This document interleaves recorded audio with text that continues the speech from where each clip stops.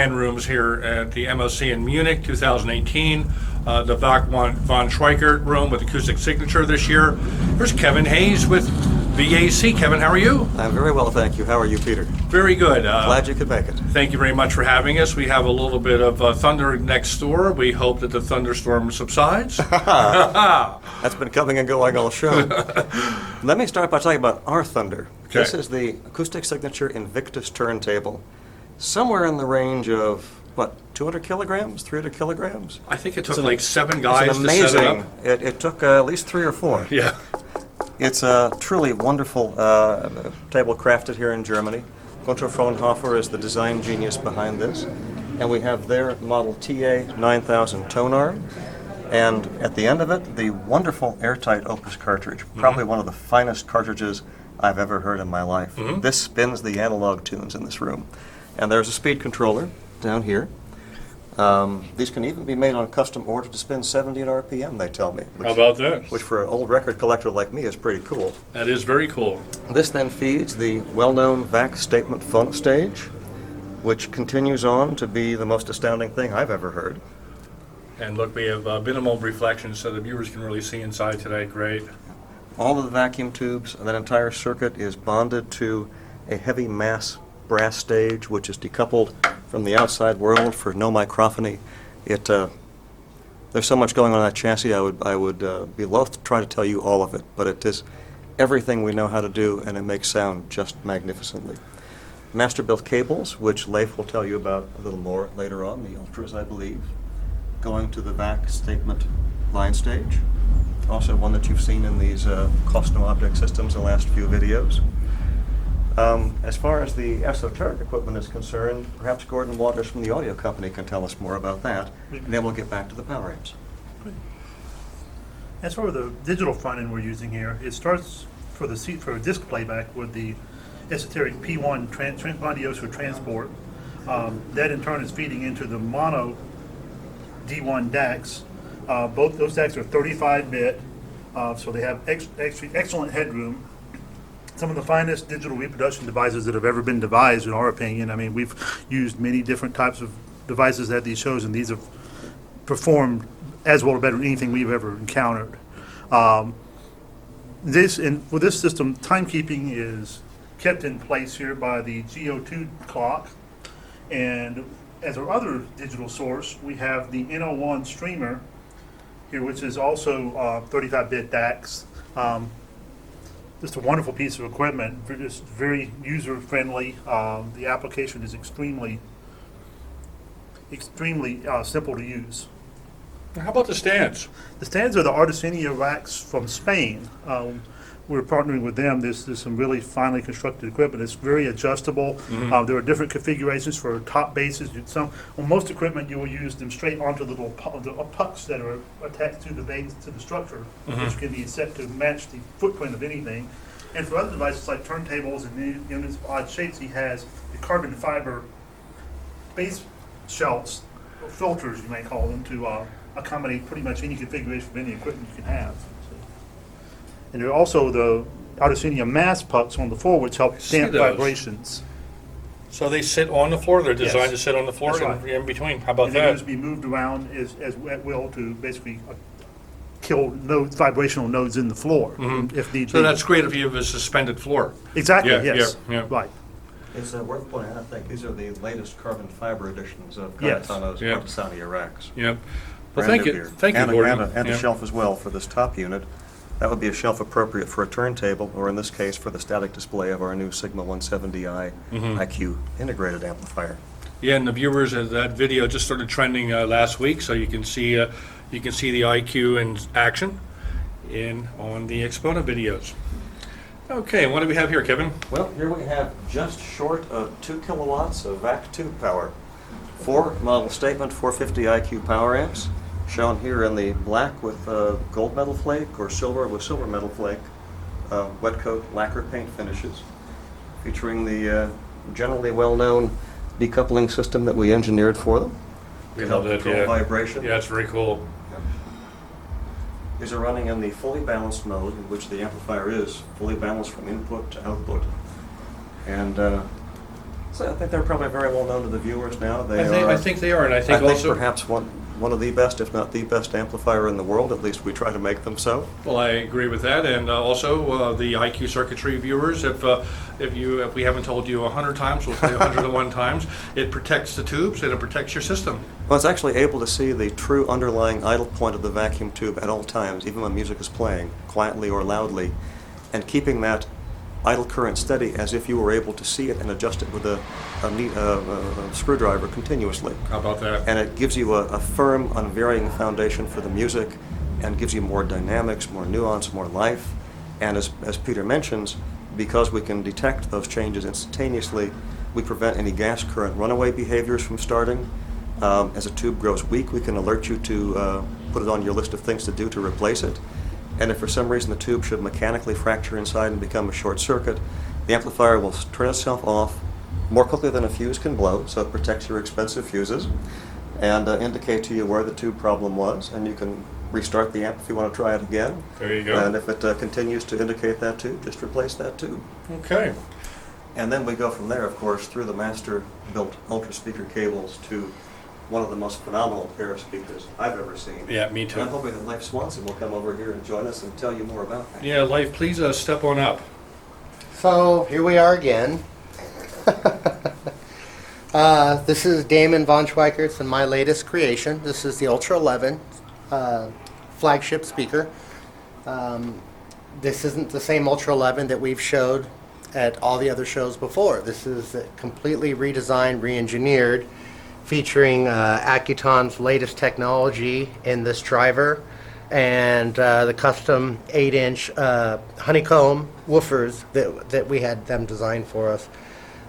So implementing the new driver did have some definite positive things to go towards the speaker. For one, the efficiency. We gained 2.5 dB of efficiency out of the speaker, and but putting the new mid-range drivers required a complete new circuit redesign. And as we were doing this, one of the things that we decided we wanted to do is we wanted to allow the rear ambient drivers to have a much wider bandwidth. So we're allowing the rear horn-loaded magnesium tweeter and ribbon tweeter to extend all the way down to 2K. So it just really, really opens it up. And we're having a blast here at Munich. We're in a room about half the size of what we're normally in. And the speakers are just performing wonderfully in this room. So it's really cool to let people know that a speaker of this size can just work fantastic at low volumes in a smaller room. Well, you were playing a track, and Terry and I were sitting and listening, and I think that this is we're getting a tighter, cleaner sound than we heard 3 weeks ago. Every room is different. You can adjust it for every room, and I'll tell you, from what I heard so far, I cannot wait to hear the Spirit Chaser that we played 3 weeks ago, and let's see what it sounds like in this room. This is a fantastic room for a big trade show. Yeah, thanks. Yeah. We're having fun. Yep. Leif is probably too modest to say this, but those changes to the Ultra 11, I would say, made a dramatic difference in the organic, dimensional, just wonderful coherence of the mid-range, and really have transformed that speaker to the next level up. It's a very great privilege to be able to show with them. Oh, same here. Well, you guys make a great team. And also, Gordon, thank you for the walk around from the audio company for the esoteric equipment and the racks. And hey, let's play some music, okay? Let's do it, Excellent. Peter. Okay, here we Come go. on.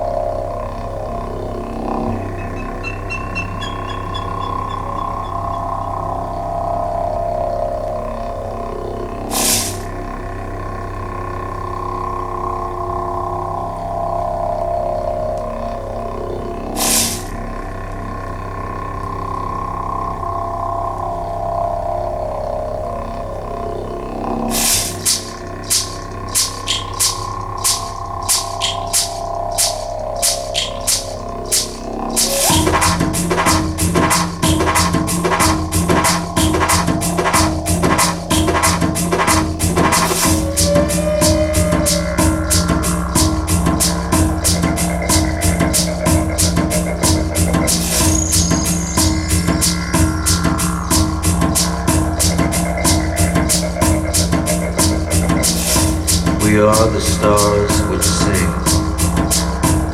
We sing with our light. We are the birds of fire. we fly over the sky.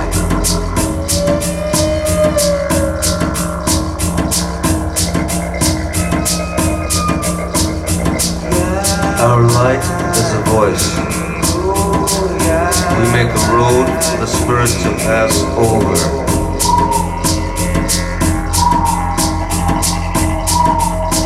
For the spirit to pass over.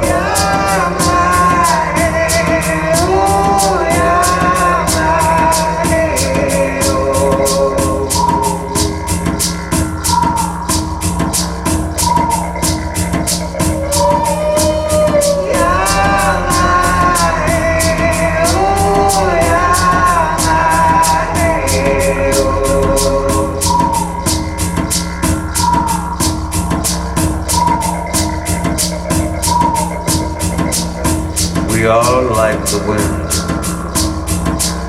wrapped in luminous wings. We make a road for the spirit to pass over, for the spirit to pass over.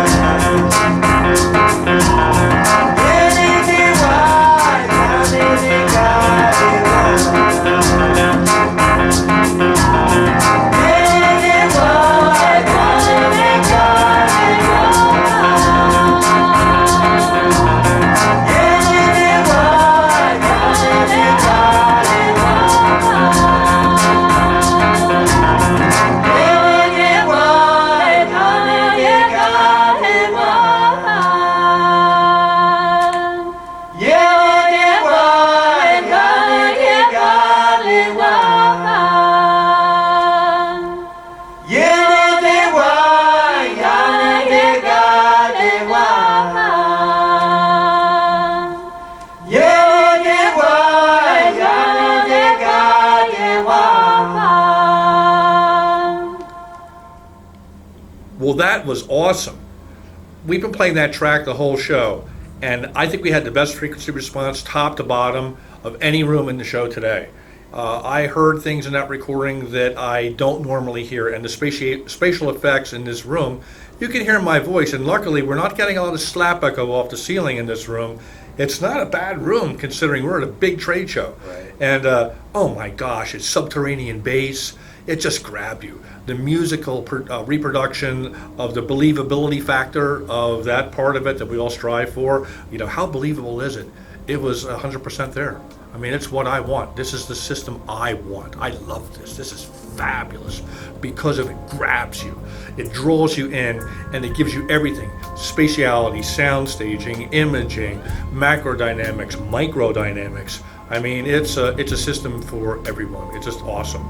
So I want to thank you very much. And viewers, if you're looking for the ultimate in musical reproduction today, look no further. Just awesome. Thank you, gentlemen. Thanks for joining us. And thank you for having us here in Munich, 2018.